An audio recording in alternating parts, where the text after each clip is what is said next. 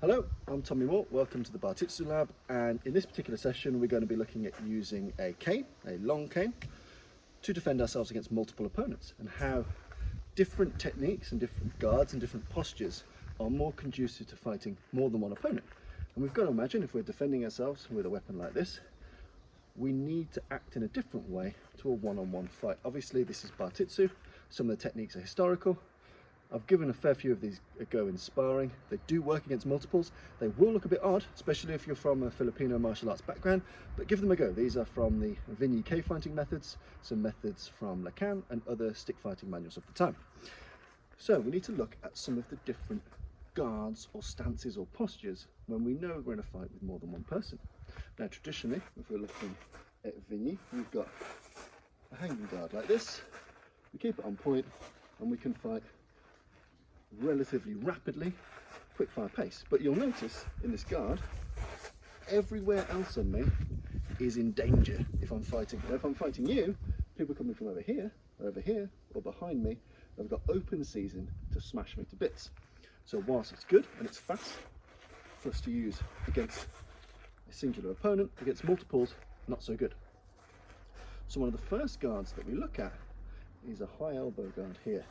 So we run the stick hand with the elbow across our face. We've essentially got this armed in a position of arm aim. So any attack that comes from the front, I've got my elbow to defend, or if it's unarmed, I can use that for destructions. I've got this hand to support that. My shoulders are hunched, so they're protecting my neck and my face. And I've got this coiled. And what I can do, I can strike like so. I can strike top down. So from right to left, bang. Vertically, bang, straight over the top, dropping the point. Okay, but what I can also do is I can defend myself against attacks from the back with a simple raise over here. So imagine if someone's coming directly behind me, I can raise this elbow and I can drop down with a vertical shot straight on their crane of their head. So from here, if an attack comes from the front, I've got a guard, and I can also wallop you with these strikes. If an opponent comes from behind, I can use this window, turn and strike from here. Again, if you're coming from this direction, I've got a strong fighting arc. So even if you're coming all the way from over there, I've got a really powerful blow I can use to hurt you. From the front, I can stop here. From the back, I can turn and hit. Now, the great thing about this guard is if you come from this side, I can't effectively use the stick. If I put a bit of shoulder whip into it, I could do something, but what I can do is I can change my footwork. So if you come from this side, I can essentially turn sharply on my heels and turn this into a loaded strike. Bang! I can turn this into a punch.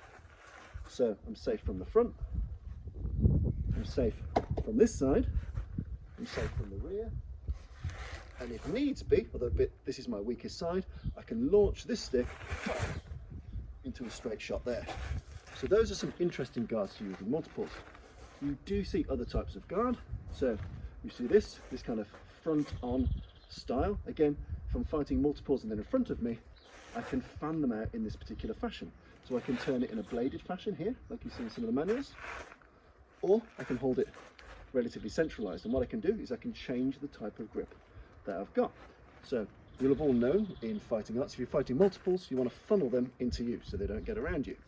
So if I've got opponents coming from here and here, and I've always got to assume one in the middle, I want to be switching my hands to shepherd them into some type of line.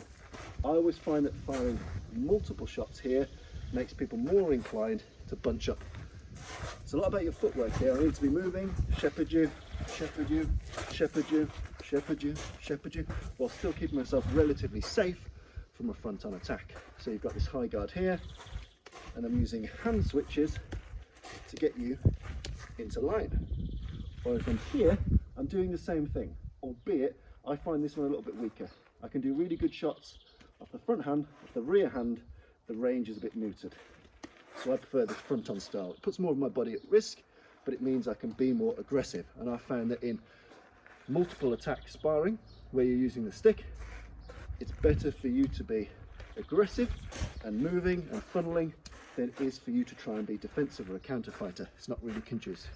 for that.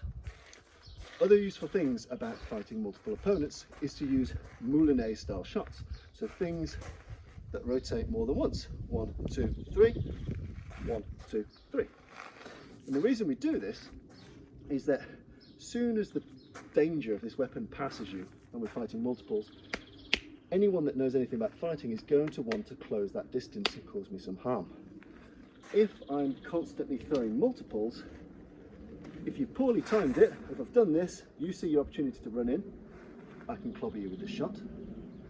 If you're putting your weapon into play, I might be able to clear that weapon. So imagine a stick or a knife coming in from here.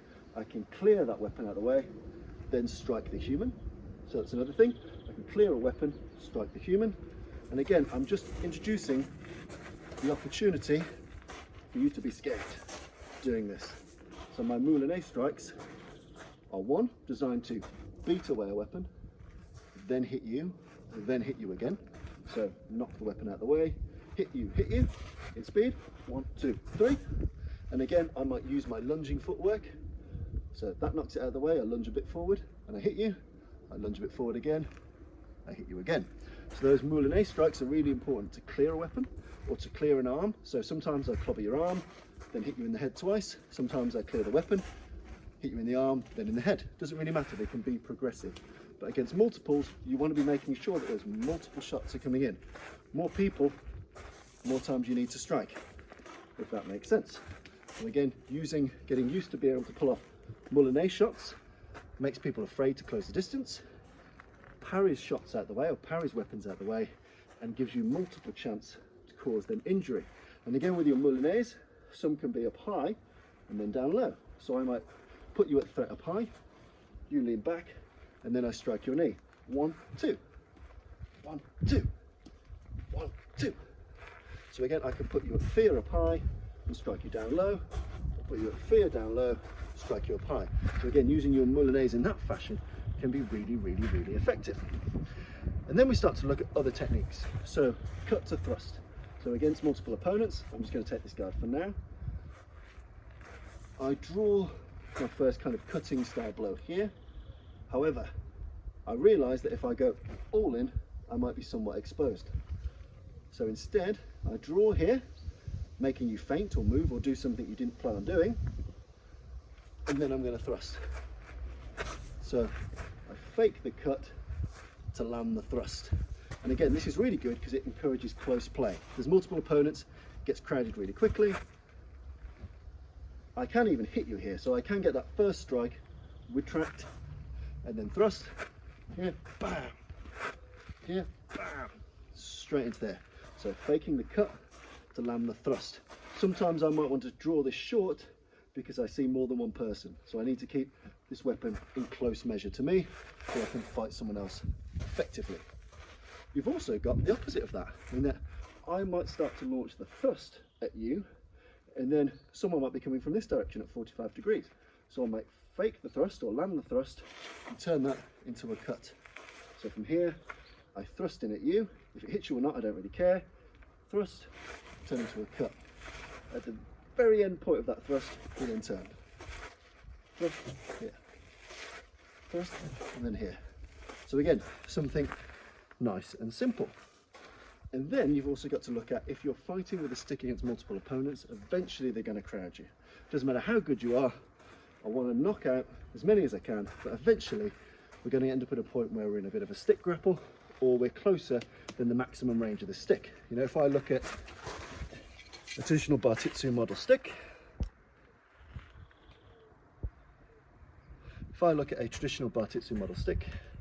I've got a ball head here, I've got kind of a whip style point here.